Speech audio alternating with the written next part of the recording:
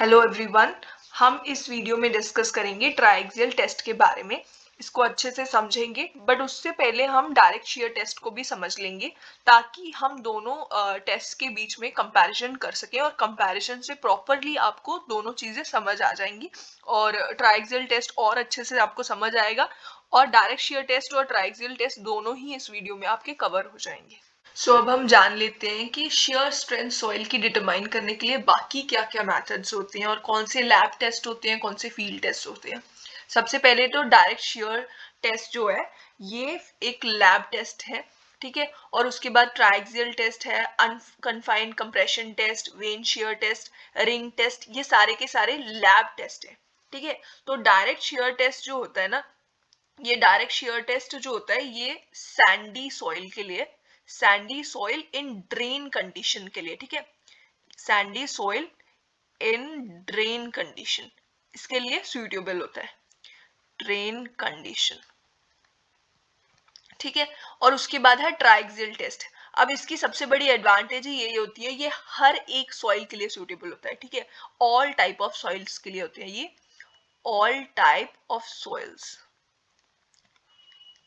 ठीक है। उसके बाद आता है unconfined compression test, vane shear test और रिंग टेस्ट। ये तीनों के तीनों, ये तीनों जो है ये होते हैं सिर्फ और सिर्फ फाइन सैचुरेटेड क्ले के लिए, ठीक है। वेरी फाइन सैचुरेटेड क्ले के लिए ये तीनों होते हैं very fine saturated clay, rated clay के लिए, ठीक है। ये आगे ये सारे लैब टेस्ट हो गए, अभी तक जितने भी ये डिस्कस करें ये सारे के सारे लैब टेस्ट हो गए। इसके बाद आते हैं फील्ड टेस्ट। बाकी जो होते हैं ये फील्ड टेस्ट होते हैं, जैसे कि वेन शेयर टेस्ट जो फील्ड टेस्ट होता है ये सॉफ्ट क्लेस के लिए होता है, ठीक है, सॉफ्ट क्लेस के लिए, ठीक है। Vane shear test field test जो होता है वो होता है सॉफ्ट क्लेस के लिए। फिर उसके बाद plate load test, standard penetration test, cone penetration test, ये सब आपने नाम सुने होंगे, ये सारे के सारे फील्ड टेस्ट है, ठीक है। और इस वीडियो में हमने डिस्कस करने हैं डायरेक्ट शेयर टेस्ट, ठीक है, ये और ट्राइएक्सियल टेस्ट। अब ये जो टेस्ट है ड्रेनेज कंडीशन के हिसाब से कौन से हो सकते हैं। सबसे पहले आता है इसमें यूयू टेस्ट। यूयू टेस्ट कौन सा होगा? यूयू टेस्ट यानी कि unconsolidated अनड्रेन्ड test, unconsolidated unconsolidated अनड्रेन्ड, drained, ठीक है, ये टेस्ट। अब इसमें क्या होता है, इसमें ड्रेनेज जो होगी ड्यूरिंग कंसोलिडेशन, पहली स्टेज होगी कंसोलिडेशन की स्टेज, फर्स्ट स्टेज होगी कंसोलिडेशन स्टेज, दूसरी स्टेज होगी शेयर स्टेज, ठीक है। तो फर्स्ट स्टेज के टाइम पे ड्रेनेज अलाउड नहीं होती है, इसमें नो ड्रेनेज होती है फर्स्ट स्टेज के टाइम पे। सेकेंड स्टेज के टाइम पे, सेकेंड स्टेज जिसका नाम है शेयर स्टेज, ठीक है, इसमें भी ड्रेनेज अलाउड नहीं होगी, ठीक है, दोनों में ड्रेनेज अलाउड नहीं होगी, तो इसीलिए हम इसको अनकॉन्सोलिडेटेड अनड्रेन्ड टेस्ट बोलते हैं, ठीक है।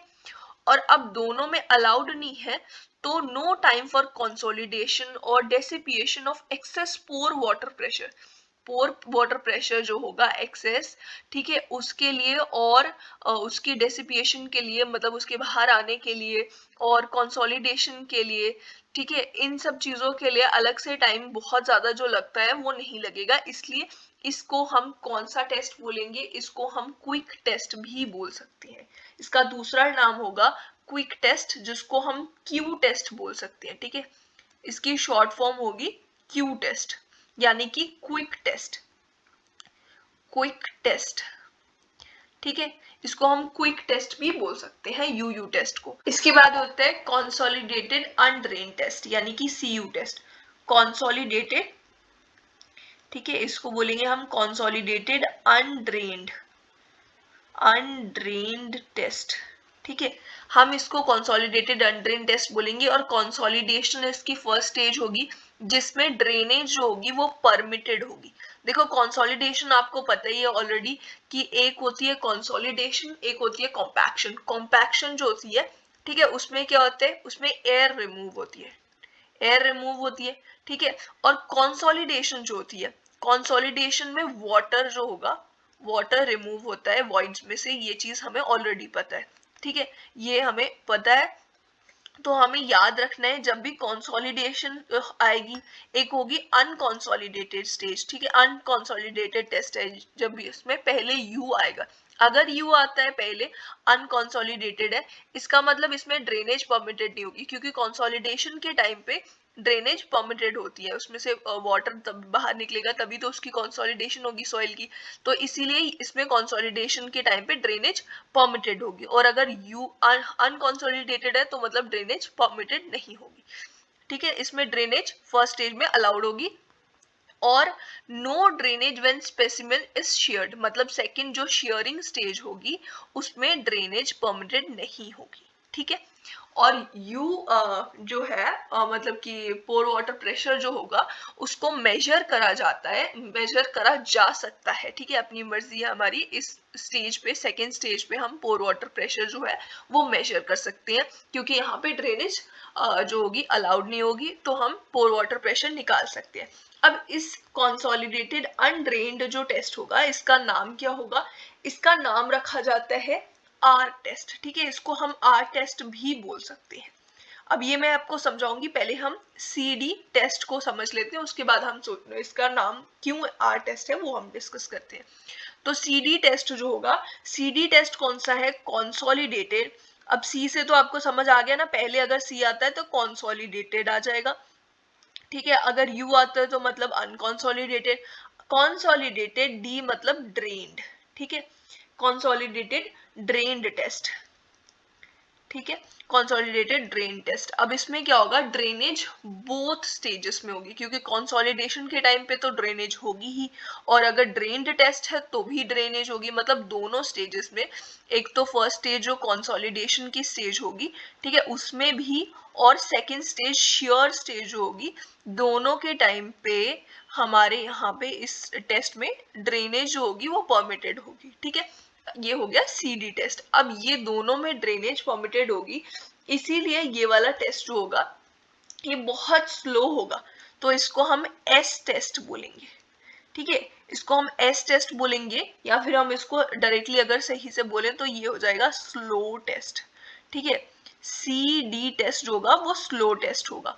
अब इसमें जो आर टेस्ट है उसको हम आर टेस्ट इसलिए बोलते हैं क्योंकि क्यू और एस के बीच का लेटर, मतलब ये बहुत ज्यादा स्लो भी नहीं होगा सी यू टेस्ट, ना ही बहुत ज्यादा फास्ट होगा, तो इसलिए इन दोनों के बीच का अल्फाबेटिकल वे में जो लेटर आता है आर, वो यहाँ पे रखा गया और इसको आर टेस्ट बोला जाता है, ठीक है।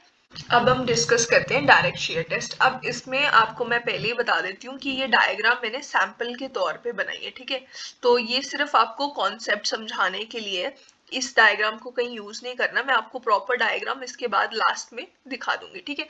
तो यहाँ पे मैंने ये डायग्राम इस तरीके से बनाई है ताकि आपको चीजें बहुत आसानी से समझ आ जाए। ये सबसे पहली चीज यहाँ पे बेस प्लेट आपको दिख रही है, ठीक है। फिर सेकंड नंबर पे पोरस स्टोन्स दिख रहे होंगे। थर्ड नंबर पे दिख रहा है प्लेन या फिर परफोरेटेड ग्रिड, ठीक है, प्लेन या फिर परफोरेटेड ग्रिड, ठीक है। फोर्थ नंबर पे मैंने लिखा हुआ है कि इसका मास लेना है, ठीक है, ये मास लिखा हुआ है मैंने कि इसका मास लेना है, ठीक है। फिफ्थ नंबर पे ये तीनों चीजें आती हैं, अपर ग्रिड और पोरस स्टोन इसके ऊपर, और उसके बाद प्रेशर पैड, ठीक है, ये फिफ्थ नंबर पे चीजें आ गई। फिर उसके बाद सिक्स नंबर पे है लार्ज कंटेनर, ये सारी चीजें, ये पूरी की पूरी असेंबली उठा के लार्ज से कंटेनर में रखनी है। फिर उसके बाद सिक्स के बाद सेवेंथ नंबर पे एक प्रूविंग रिंग होगी, ठीक है, प्रूविंग रिंग जो है वो एक फिक्स सपोर्ट के साथ इस तरीके से अटैच्ड होगी, ये एक फिक्स सपोर्ट है, ठीक है, इसके साथ अटैच्ड होगी। यहाँ पे ये सेवेंथ नंबर पे आ गई चीज। एथ नंबर पे लोडिंग यॉक, ये एक लोडिंग यॉक है, ठीक है, ये है लोडिंग यॉक, YOKE, ठीक है। फिर उसके बाद यहाँ पे एक इसके साथ आपको स्टील बॉल भी दिखाई दे रही है, स्टील बॉल, ठीक है। और नाइन्थ नंबर पे डायल गॉज, ये फर्स्ट वाली डायल गॉज है जो कि देती है गिव्स शेयर डिस्प्लेसमेंट। फिर उसके बाद टेंथ नंबर पे है एक और डायल गॉज जिसको हम सेकंड डायल गॉज बोलेंगे, ठीक है।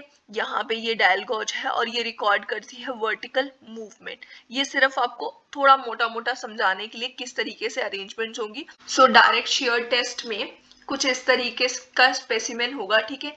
तो ये एक शेयर बॉक्स के अंदर होगा जो कि 2 हाफ्स में होगा अलोंग हॉरिजॉन्टल प्लेन।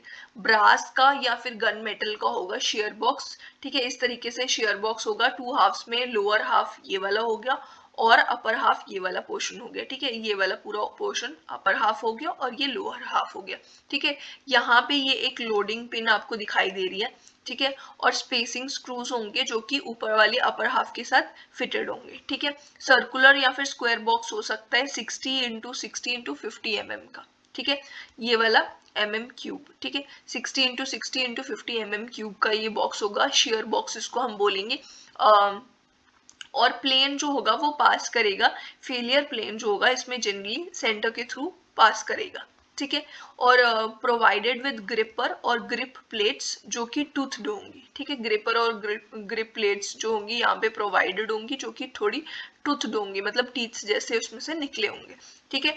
अब नॉर्मल लोडिंग जो है वो अप्लाई करी जाएगी through the steel ball bearing.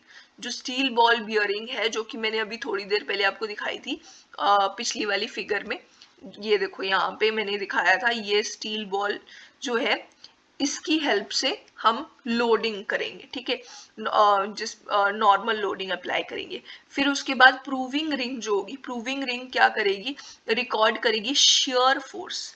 Proving ring shear force record करेगी। और डायल गॉज जो फिटेड होगा वो शेयर डिस्प्लेसमेंट रिकॉर्ड करेगी, ठीक है। शेयर डिस्प्लेसमेंट मेजर करेगी। उसके बाद जो हमारे पास है सेकेंड डायल गॉज, जो सेकेंड डायल गॉज है उसको यूज करके मेजर करेंगे the change in the thickness. Thickness के अंदर जो चेंज आएगा स्पेसिमेन की, वो हम सेकेंड डायल गॉज की हेल्प से हम फाइंड आउट करेंगे, ठीक है। सेकेंड वाले डायल गॉज की हेल्प से। अब इस टेस्ट में, डायरेक्ट शेयर टेस्ट में, हमें ये याद रखना है कि जो ये टेस्ट है अगर कोहेजनलेस सॉइल में करना है तो सीडी टेस्ट करेंगे, ठीक है। और अगर सिल्टी क्ले सॉइल है, सिल्टी क्ले सॉइल, तो हम यूयू और सीडी टेस्ट करेंगे, ठीक है। तो जो टेस्ट स्पेसिमेन है हमें याद है कि जो साइज ऑफ बॉक्स था वो था 60 इंटू 60 इंटू 50, ठीक है। यहाँ पे है 60 इंटू 60 इंटू 25 क्यूब, ठीक है। ये हमारे पास टेस्ट का स्पेसिमेन का साइज है, ठीक है। इसके केस में 25 की जगह 50 था बॉक्स के केस में, ठीक है, 50 ठीक है। तो बाकी सब 60 इंटू 60 तो सेम ही था। अब पोरस स्टोन्स किस तरीके से स्टेप्स परफॉर्म करके टेस्ट करना है। पोरस स्टोन्स को प्लेस कर देना है इन द बॉक्स, और प्लेन या फिर प्लेन ग्रिड या फिर परफोरेटेड ग्रिड्स का यूज करना है। अब प्लेन ग्रिड कब यूज करना है, जब अनड्रेन्ड टेस्ट करना है, ठीक है। और जब परफोरेटेड ग्रिड यूज करेंगे तो कॉमन सी बात है कि उसमें से परफोरेशंस में से जो वॉइड्स जो होंगे, जो छोटे छोटे होल होंगे, ठीक है, ग्रिड में, उसमें से वाटर जो होगा वो बाहर आ सकता है। तो ड्रेनेज कंडीशन जो होगी वो परमिट करी जाएगी, तो मतलब कि ड्रेन्ड टेस्ट हो जाएगा वो, ठीक है। तो हम उस टाइम पे परफोरेटेड ग्रिड्स का यूज करेंगे। फिर हमने लेना है मास बेस प्लेट का, पोरस स्टोन का और ग्रिड का, ठीक है। इन तीनों का मास ले लेना है। फिर उसके बाद बॉक्स को प्लेस करना इनसाइड द लार्ज कंटेनर, बड़े से कंटेनर में, and mounted on the loading frame, loading frame के ऊपर लगा देना है। Upper half brought in contact with proving ring, proving ring के पास में अपर हाफ को लेके आना है। Loading yoke mounted on the steel ball placed on the pressure pad. ये देखो मैंने पहले भी आपको दिखाया था, इस तरीके से कुछ ये प्रेशर पैड है, ठीक है। ये प्रेशर पैड है, यहाँ पे आपको दिख रहा होगा, ये मैंने लिखा हुआ है, यहाँ पे प्रेशर पैड है, ठीक है। ये और इसके ऊपर ये स्टील बॉल, सर्कुलर आपको स्टील बॉल दिख रही है, ठीक है। ये स्टील बॉल है जो कि प्रेशर पैड के ऊपर है, उसके ऊपर लोडिंग यॉक है। इसको मैंने ये लिखा है, इसके ऊपर अच्छे से फिर से लिख देती हूँ, ये है लोडिंग यॉक, ठीक है। कुछ इस तरीके से होगा, तो ठीक है, इस तरीके से ऊपर लगा देना। इसके ऊपर डायल गेज जो होगी सेकंड वाली लगी होगी, जो कि रिकॉर्ड करेगी वर्टिकल मूवमेंट। फिर उसके बाद यहाँ पे ये 10th स्टेप है। 9th स्टेप में इससे पहले हमें क्या करना है, एक और डायल गेज लगानी है जो कि गिव्स शेयर डिस्प्लेसमेंट देगी, ठीक है। और यहाँ पे ये जो प्रूविंग रिंग थी इसको फिक्स कर देना है इस साइड पे, ठीक है, इस तरीके से एक फिक्स कर देना है इसको साइड पे। और फिर उसके बाद अब ये सब करने के बाद हमें करना क्या है, इसके बाद क्या करना है हमें, ये जो हमारे पास जितनी भी लोडिंग होगी, नॉर्मल लोडिंग हमें अप्लाई करनी है, इसके ऊपर नॉर्मल लोडिंग अप्लाई करनी है, जिसकी हेल्प से हमें नॉर्मल स्ट्रेस मिलेगी, ठीक है। जो अब हम इस सॉइल स्पेसिमेन पे लोडिंग लगाएंगे, उससे हमें नॉर्मल स्ट्रेस मिलेगी। शेयर लोडिंग अप्लाई करेंगे at constant rate of strain, तो हमें जो है मतलब इससे पता चलेगा कि सॉइल जो है वो उसका बिहेवियर क्या है, ठीक है। और अनड्रेन टेस्ट होगा उसके टाइम पे, शेयर लोड जब हम लगाएंगे तो 1 to 2 mm पर मिनट के हिसाब से लगाएंगे, और अगर ड्रेन टेस्ट होगा तो सॉइल पे डिपेंड करता है कि किस तरीके। इसके बाद हमने रीडिंग्स लेनी है प्रूविंग रिंग की और डायल गाज की। 30 सेकेंड्स के अंदर हमने रीडिंग्स लेते जानी है और टेस्ट को कंडक्ट करना है टिल स्पेसिमेन फेल्स, ठीक है। जब तक स्पेसिमेन फेल नहीं कर जाता तब तक हमने टेस्ट करते रहना है, और एंड में वाटर कंटेंट भी फाइंड आउट करना है। टेस्ट को रिपीट करना है अलग अलग नॉर्मल स्ट्रेस पे, जैसे कि 50, फिर 50 का डबल 100, 200, 400 किलो न्यूटन पर मीटर स्क्वायर में, ठीक है। इस तरीके से हमने स्पेसिमेन का नॉर्मल स्ट्रेस जो है वो चेंज करके बार बार हमने स्पेसिमेन को टेस्ट करना है, इस टेस्ट को रिपीटेडली करते जाना है, ठीक है। अब आप अच्छे से देख सकते हो इस तरीके की कुछ असेंबली होगी, ठीक है। नीचे पोरस स्टोन्स है, बीच में सैंपल है, ऊपर पोरस स्टोन है, प्रेशर पैड है, ये जो स्टील बॉल मैंने बोला था, लोडिंग यॉक, ये इस तरीके से कुछ स्पेसिमेन होगा, ठीक है। और इसके बाद मैं आपको अब मेरिट्स और डीमेरिट्स बता देती हूँ। सैंपल जो प्रिपरेशन है इसमें काफी ज्यादा इजी होती है, और टेस्ट जो होता है सिंपल और कन्वीनियंट होता है, ठीक है। और थिकनेस ऑफ सैंपल जो होती है वो काफी कम होती है, drainage is quick and the pore pressure dissipation is also very rapid, बहुत इजीली हो जाती है जल्दी जल्दी चीजें, ठीक है। Consequently the consolidated drained and consolidated undrained दोनों ही रिलेटिवली स्मॉलर पीरियड में हो जाती हैं, ठीक है। दोनों ही जो टेस्ट होते हैं कंसोलिडेटेड ड्रेन और अनड्रेन्ड दोनों ही इजिली हो जाएंगे, थोड़े कम टाइम में ही हो जाएंगे। It is ideally suitable for conducting drained test के लिए ऑन कोहेजन लेस सॉइल्स, ठीक है, उसके लिए ये बेस्ट सूटेबल होता है, और एपरेटस भी इसका सस्ता मिल जाता है, ठीक है। तो ये इसके मेरिट्स हो गए। डीमेरिट्स की अगर हम बात करें तो ड्रेनेज के ऊपर कोई प्रॉपर कंट्रोल नहीं होता है, work pressure cannot be measured, ठीक है। और फेलियर प्लेन जो होता है वो पहले से ही प्री डिटरमाइंड होता है, ये हमें पहले से ही पता होता है, which may not be the weakest plane, वो वीकेस्ट प्लेन होगा ऐसा जरूरी नहीं है। Stress distribution on failure plane is not uniform, failure plane पे स्ट्रेस डिस्ट्रीब्यूशन यूनिफॉर्म नहीं होती है। Stress conditions are known only at failure, इसीलिए डिफिकल्टी होगी draw the Mohr circle, Mohr circle को ड्रॉ करने में डिफिकल्टी होगी, क्योंकि स्ट्रेस कंडीशन सिर्फ फेलियर के लिए हमें पता होंगी। अब तक जितना भी हमने डिस्कस करा है इस डायरेक्ट शेयर टेस्ट में, अगर आपको ऐसा लग रहा है कि कुछ भी इतना अच्छे से हमें समझ नहीं आया है, तो मैं एकदम मोटा मोटा आपको समझा देती हूँ कि एक स्पेसिमेन लेना है हमने, सॉइल का स्पेसिमेन, ठीक है। तो इस स्पेसिमेन को हमने लेने के बाद क्या करना है, इसके ऊपर लोड अप्लाई करना है, ठीक है। लोड अप्लाई करना है और हमें देखना है कि इस स्पेसिमेन का फेलियर किस तरीके से होता है, जो कि डायरेक्ट शेयर टेस्ट में इस तरीके से कुछ मतलब जो फेलियर होगा वो पहले से ही प्री डिटरमाइंड होगा, ठीक है। प्री डिटरमाइंड फेलियर होगा और हमने बस उसका फेलियर चेक करना है कैसे होता है, ठीक है। उसी से हमें पता चलेगा सॉइल के बारे में, प्रॉपरली हमें नॉलेज हो जाएगी, ठीक है। उसी से हम शेयर स्ट्रेंथ जो होगी वो डिटरमाइन करेंगे। इसके बाद हमारे पास है ट्राइएक्सियल टेस्ट। ट्राइएक्सियल टेस्ट में सर्कुलर बेस एक होगा, ठीक है। इस तरीके से आप देख सकते हो, यहाँ पे बेस है, स्पेसिमेन है, ठीक है, पेडेस्ट्रल जिसके ऊपर स्पेसिमेन है, ठीक है, पोरस स्टोन्स भी है, यहाँ पे रबर मेम्ब्रेन होगी साइड पे, दोनों स्पेसिमेन की साइड पे, और फिर ओ रिंग है, लोडिंग कैप है, फिर उसके बाद एयर रिलीज वॉल्व भी है इसमें, फिर उसके बाद ऑयल वॉल्व भी है जो कि हम यहाँ पे इस तरीके से मैंने लिख के रखा हो, ये सारे एपरेटस जो है इनकी जरूरत पड़ेगी इसमें, ठीक है। और ये पूरी की पूरी एपरेटस जो होंगे वो माउंट करे जाएंगे ऑन अ लोडिंग फ्रेम ताकि हम इसमें लोडिंग कर सकें, और डेविएटर स्ट्रेस को अप्लाई करना है ऑन द स्पेसिमेन, ठीक है। हमें अब इतना समझ आ चुका है कि इन जो सॉइल सैंपल्स है, जो स्पेसिमेंस है सॉइल्स के, इसके ऊपर हमने स्ट्रेसेस को लगाना है और फाइंड आउट करना है सॉइल का बिहेवियर, ठीक है। इसके बाद है इसमें ट्राइक्सेल टेस्ट में दो स्टेजेस होती हैं।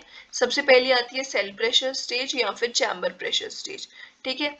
ये जो स्टेज है कंसोलिडेटेड या अनकंसोलिडेटेड दोनों ही हो सकती है वाटर के ड्रेनेज के अकॉर्डिंग, ठीक है। ड्रेनेज जो होगी अगर जो है अलाउड होगी तो उसको कंसोलिडेटेड बोल देंगे, अगर नहीं अलाउड होगी तो उसको अनकंसोलिडेटेड स्टेज बोल देंगे, ठीक है।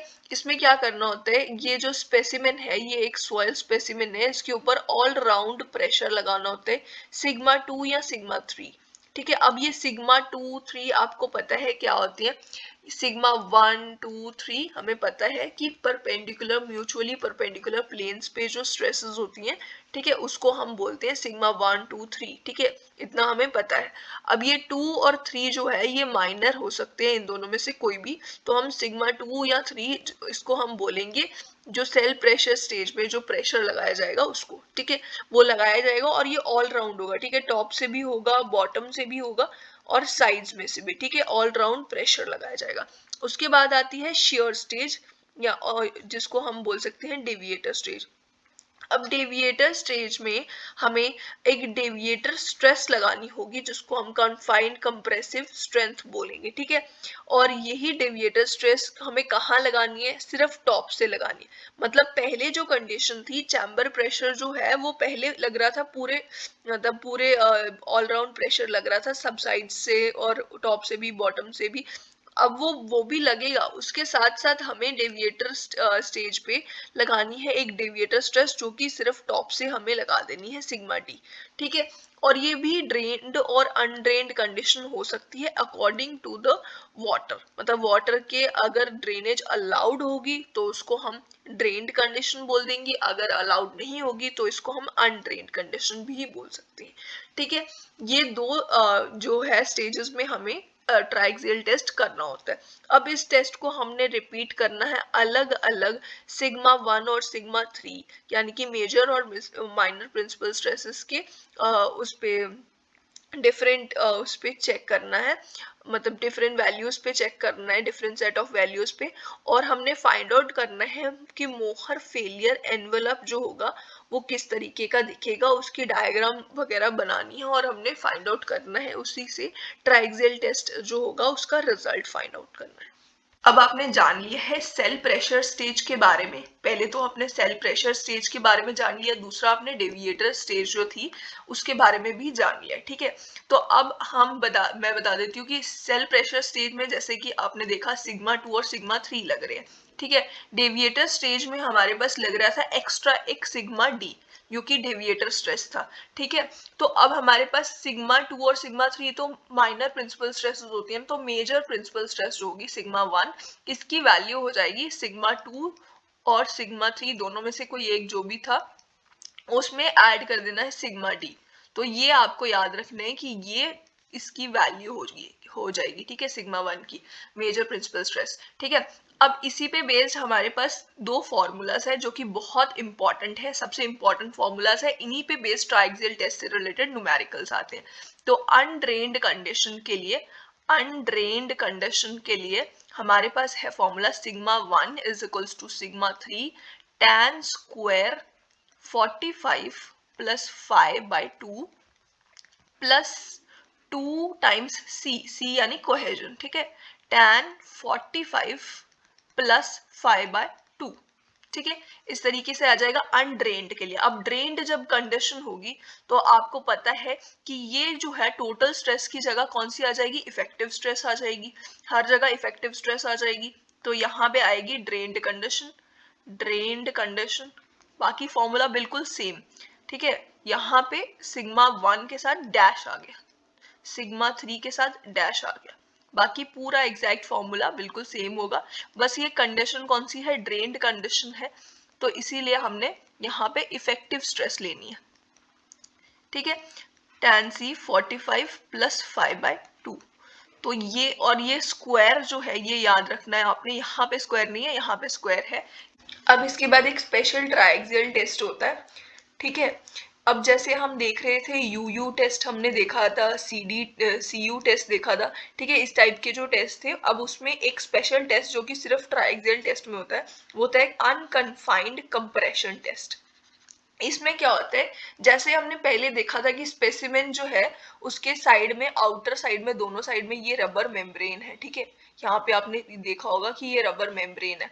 ठीक है, तो इस केस में हमें रबर मेम्ब्रेन की जरूरत नहीं होती है, no rubber membrane to support soil.